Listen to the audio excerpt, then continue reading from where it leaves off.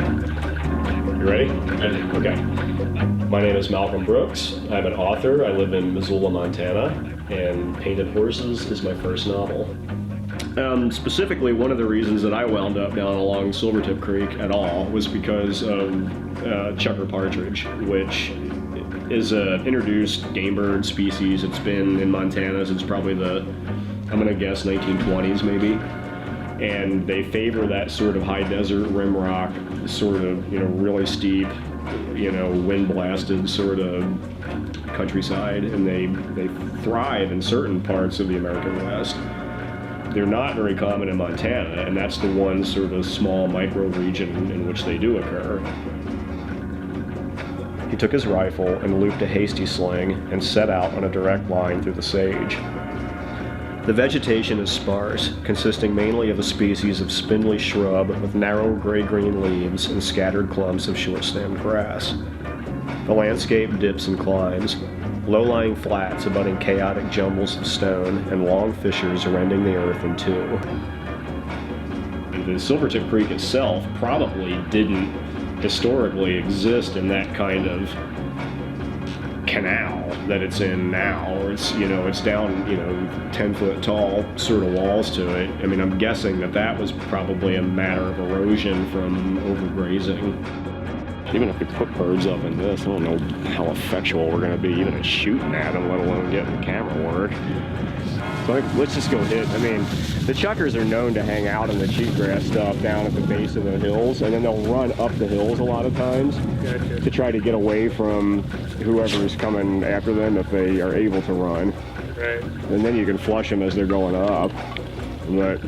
Or you can just, if you're quiet enough and there's enough cover like there is out here at this point, I mean, I think we stand a pretty good chance of just pinning them in there and pointing them and shooting them conventionally. Just a matter of actually getting into them.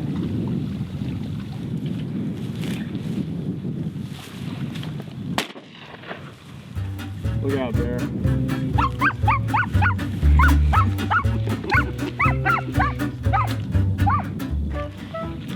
I couldn't shoot at him again because the dog is so close to him. It's funny, but I don't see them very often in a lot of the places that I hunt, but out there in that sort of sagebrush high desert area, I mean, they were just everywhere, so it seemed like such a no-brainer to try to get a couple of those too, especially when we were initially having so much trouble coming up with birds to shoot at, but no trouble at all finding rabbits. Well, one thing that sets it apart from, really all other upland game bird hunting in Montana is that it occurs in this very steep, very rugged landscape. And the guy who showed me that site, he just told me flat out, chukar hunting is a young man's game because you have to have a set of legs under you to be able to get up onto those tall rim rock slopes. And the chukar, they're a covey bird, but they're known for running ahead of a predator, and then when they top out, they turn around and flush back down.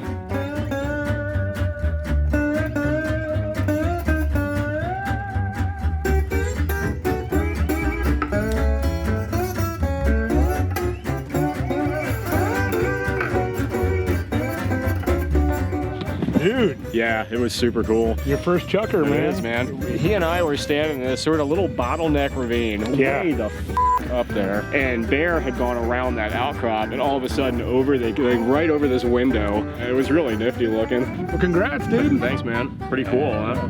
They're such a neat looking bird. They are. A little mass bandit kind of thing. Look how pretty the barring is on the feathers there. It is, that super subtle stuff right here. So not a fruitless day in the desert. Not at all, man. I also knocked down another bunny, but in much more textbook fashion. Yeah. Rabbit.